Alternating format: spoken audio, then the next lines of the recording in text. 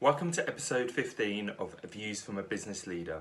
In this episode, we talk to Fraser Jones, who is the Managing Director of OnTrack International. Okay, good afternoon, Fraser, and welcome to the Views from a Business Leader. Appreciate your time today. No problem at all, Joe. Good to speak to you. Very much so, very much so. So just for the viewers, would you mind just sort of telling us who you are and what you do at OnTrack International? Yeah, no problem. I'm MD of OnTrack International. We're a global learning development organisation. So we create people development solutions for large global organisations to enable them to achieve their business objectives. Okay. And so I guess the learning and development market, I guess there's lots of people sort of, I guess, at home. Some have been furloughed, and I think a lot of businesses that I've spoken to in the past, they're sort of, allowing that time if they can to sort of up skills and up their knowledge and sort of come out of it when they do get back into work in a sort of positive way, and they've actually learned something through that process. For you, being a sort of learning and development company, how has the time been for you in terms of since lockdown? I think for us it started before lockdown, really. Having clients all over the world, we started to see things sort of start to change January, February time in the Far East in particular, where obviously that's where it started to happen first. We've got quite a few clients out there, so we started to notice the changes there, and we were able to consult with our clients at that time early, just to say, look, these are things you need to consider. For the L&D side, we're very fortunate in that over the last sort of 10 years, we've built the capability internally with the company. So when people think of learning and development, they think of face-to-face training, people standing up in a classroom environment, and we do a lot of that. But we've been able to build in other types of things like learning content, so that's the creation of videos and animations, and other types of digital assets, effectively, as well as learning platform as well. So we've been able to develop the business quite a lot, which has meant that the impact hasn't been as bad for us as it has been for some of our competitors, which is good. Since lockdown, I think we're a fairly small organisation. There's only sort of 20 people within the business, but we've got about 150 partners across the world that help us with all our global projects that we've got. So I think since lockdown, we've certainly seen a big impact in the UK, dependent on industry, I think. So it does impact geography, but more so it's the industry that the clients are involved in. Yeah. So travel, for example, that's completely wiped. I think that a lot of the travel organisations have gone into survival mode more than anything. Financial services, they're a little bit more pragmatic, they're able to sort of look ahead and think, right, what's on our strategy for the coming years, and they've just accelerated the sort of long-term strategy items that they've been looking at instead of perhaps some of the face-to-face training side of things. So we've been helping clients in various different ways, depending on the situation that they're in. So it can be sort of crisis management and planning risks. It can be transferring some of their face-to-face to virtual learning, or creating learning content to try and support the distributed workforce that they suddenly faced themselves with. So there's various different ways in which we've been helping our clients. And I guess for you, sort of technology is playing a massive part in your work at the moment, because obviously I'm guessing most of you are at home, like within the business. So from that perspective, it's helping. But like you mentioned, you were sort of planning with the whole blended learning that you do, and a lot of it is now obviously on video and via sort of other digital formats. So technology has got to be a massive thing for you and the business. Yeah, it's huge, and it has been for a number of years. A number of our clients, through whether it's just business growth, through acquisition, they've had to switch from the sort of traditional methods more toward the digital side. So they have been utilising the virtual classroom type of formats. Zoom's quite big just now. That seems to be the sort of platform that everyone's talking about just now. But for years we've been using WebEx, Adobe Connect, Teams as well for some of our clients, Microsoft Teams, and various other ones, the GoToWebinar type of things, depending on the client need. Obviously, working with a large global organisations, they've got their own firewalls and restrictions and preferred technologies to look at. But we're able to advise clients on that because we have used a number of them, able to test out quite quickly with them and figure out what they need to use. So for us, yeah, it's interesting, this switch that we've made. We've got quite a remote workforce as well. So predominantly we've got a UK base, but we've got office in Singapore as well as in the US. But the majority of us work from home anyway. Yeah. So we're quite used to it. So we do have a head office near Stansted Airport. Yeah. And the individuals there have moved to a remote working environment, but it's not something that's unusual for us, and it's enabled us to liaise with the clients on it as well. Has it changed your sort of thoughts going forward and planning for OnTrack in terms of the way it's going, the new world, and how it's going to potentially affect your business? Are you sort of in that planning mode, or is it sort of can you plan at the moment, I guess, as well? I think with regard to the planning, if you're talking about the running of our business, I presume. Yeah. Well, running and the services that you're providing to the clients, I guess. Yeah. So I think running of the business, both actually, running of the business and services we provide, it's something that we've been planning for a number of years, and we've been making incremental steps toward, and based on various different things, technology available. Culture is a big thing as well. The culture within the organisation, either our organisation or other organisations, are they sort of predisposed to this technology world and the remote working side of things? So that's something you have to work through. With the current situation we're in right now, that initial shock of getting people, okay, there's no choice here, you have to work remote where possible. Of course, it's not possible in all businesses and all roles, but that's been a real shock for people. But I think it's been a surprisingly easy transition for the majority. I know it's been very difficult for some, but for the majority, it's been surprisingly easy, which I think has enabled us to accelerate some of our plans that are already in place. So when we look at the planning of it for our own business, there's nothing necessarily new other than the pace in which we might be changing things. For some of our clients, it has been we've been doing a lot of consultation with quite a few of our clients who are flat out, no, we can't do any sort of digital transformation. It's not going to work within our business. They've been forced into it, and IT, or sometimes IT function of the business, has been held up as the blocker in some instances, which I think is unfair, but it comes down to policies of the organisations and themselves. But they've made it work. I think having been able to see it work, then they start thinking, okay, if we can do it, we need to think a little bit more about how we're going to do it, and that's where we're helping quite a lot of our clients just now. Yeah, absolutely. I get you work with quite a lot of businesses in quite a lot of different sectors, and some quite big clients as well. You touched on the culture of businesses, and including OnTrack as well. I'm guessing you have exposure to cultures in different organisations, and can you sort of give us a bit of understanding of how sort of this time has sort of affected that culture of businesses, and how they're sort of again adapting to keep morale, keep training, keep people on that sort of that journey with a business? I guess is probably that hard without them sort of going off kilt, I guess. It's been very difficult for some of our clients and some businesses that we've looked at for various different reasons. I think this whole, in the UK, the furlough situation where there's been a need to furlough a large part of the workforce, which meant the workforce that is remaining has probably got more work to do within shorter time frames. So the stress levels are increased a lot, and then you've got to add into that a completely new way of working. People sitting in their houses. They've got perhaps homeschooling to do as well.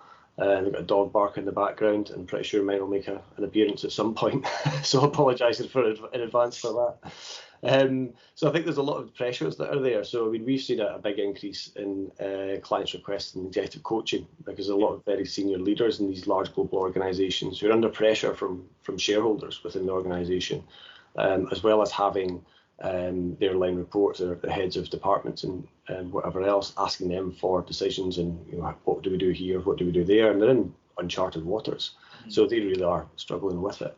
The employees themselves have made that transition and are working remotely, having worked for all their life in an office environment. They find that a struggle because they don't have their colleagues there. It's a different way of working when you're working with screens and on video as we are just now. Different sort of communication cues, and you have to be a little bit more deliberate with your communication and how you get in touch with people. So a lot of them struggled with that. We've reacted quite quickly and developed a sort of employee engagement tool, Monday motivation videos that our clients can use, and quite a few have taken us up in that. That's just videos that they can send out to their employees every Monday, just to sort of keep the motivation going. Nice little key messages just to get them sort of motivated for the week ahead, because we know ourselves that the clients are struggling with a hell of a lot of challenges they've got, so they aren't able to take that space to do it. Some of them are in complete survival mode. So there's a huge disparity amongst them with regard to how they're dealing with it. Some, as I say, being survival, others saying, right, let's park that just now. We need to focus on a long-term strategy and working toward it. Yeah, the government are obviously asking people if you can go back to work now in a sort of safe environment, and you need to go back to work, do so. I think, are you seeing that with some of your clients in terms of, are they trying to get back to sort of the normal, or are they, like you said, some are sort of in survival mode, some aren't, some are just comfortable in the way they are, maybe they're going to work in that new world moving forward, or have you got sort of companies prepping themselves to get back into the working environment?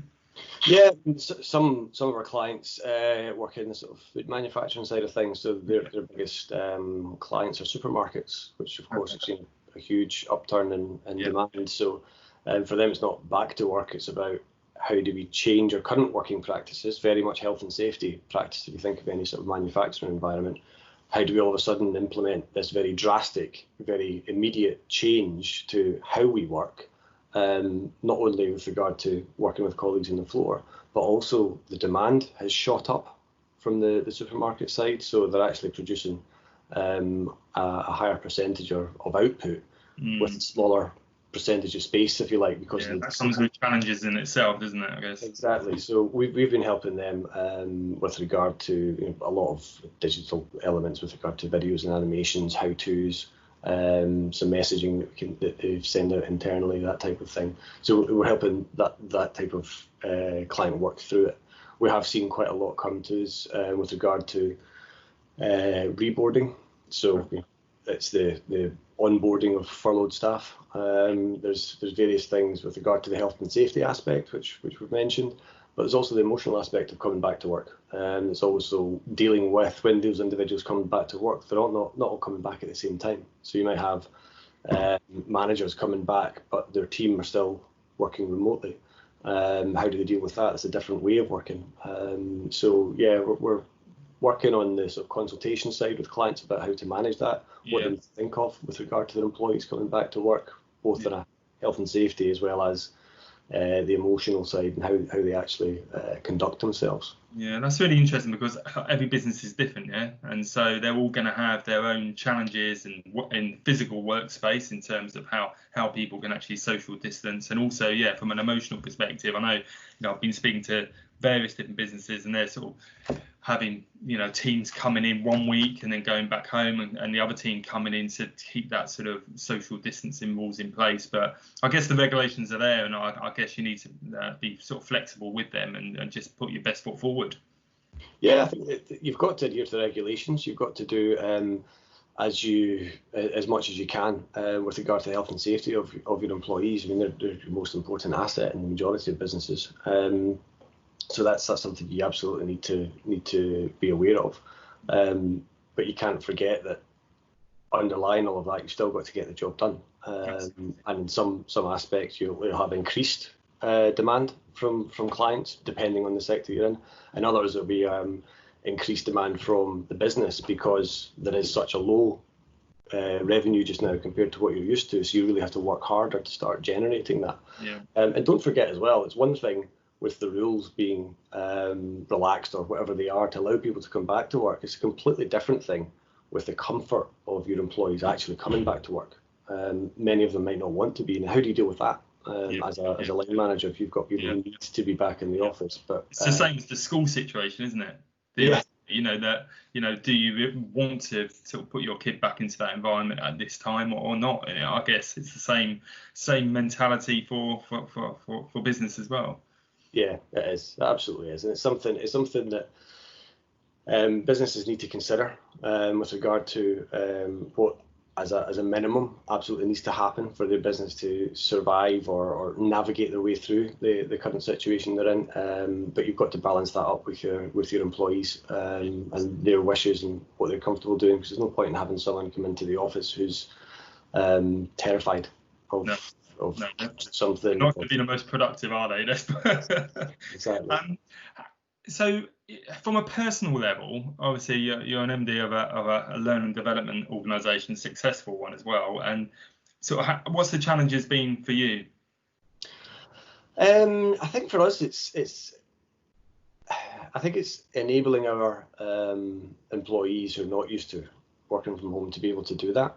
I think for us, there's been an opportunity, dare I say it, with regard to our own strategy. We're very much customer focused, customer centric.